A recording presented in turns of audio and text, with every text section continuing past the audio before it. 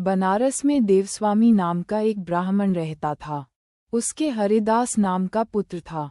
हरिदास की बड़ी सुंदर पत्नी थी, नाम था लावण्यवती। एक दिन वे महल के ऊपर छत पर सो रहे थे कि आधी रात के समय एक गंधर्व कुमार आकाश में घूमता हुआ उधर से निकला। वह लावण्यवती के रूप पर मुग्ध होकर उसे उड़ाकर ले गया। जागने पर हरिदास ने देखा कि उसकी स्त्री नहीं है तो उसे बड़ा दुख हुआ और वह मरने के लिए तैयार हो गया।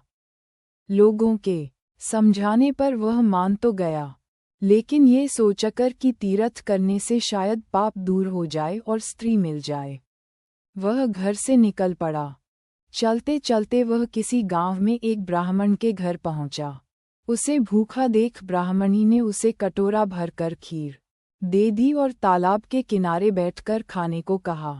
हरिदास खीर लेकर एक पेड़ के नीचे आया और कटोरा वहां रखकर तालाब में हाथ मुंह धोने गया। इसी बीच एक बाज किसी सांप को लेकर उसी पेड़ पर आ बैठा और जब वह उसे खाने लगा तो सांप के मुंह से जहर टपककर कटोरे में गिर गया। हरिदास को कुछ पता नहीं था, वह उस खीर को खा गया। जहर का असर होने पर वह तड़पने लगा और दौड़ा दौड़ा ब्राह्मणी के पास आकर बोला, तूने मुझे जहर दे दिया है। इतना कहने के बाद हरिदास मर गया। पति ने ये देखा तो ब्राह्मणी को ब्रह्मघातिनी कहकर घर से निकाल दिया। इतना कहकर बेताल बोला, राजन, बताओ कि सांप, बाज और ब्राह्मणी, इन तीनों में अपराधी कौन है? राजा ने कहा, कोई नहीं। सांप तो इसलिए नहीं क्योंकि वह शत्रु के वश में था।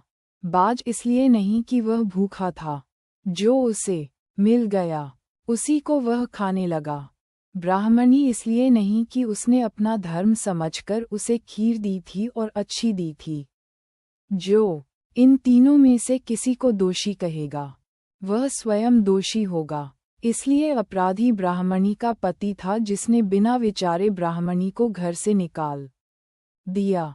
इतना सुनकर बेताल फिर पेड़ पर जा लटका और राजा को वहां जाकर उसे लाना पड़ा।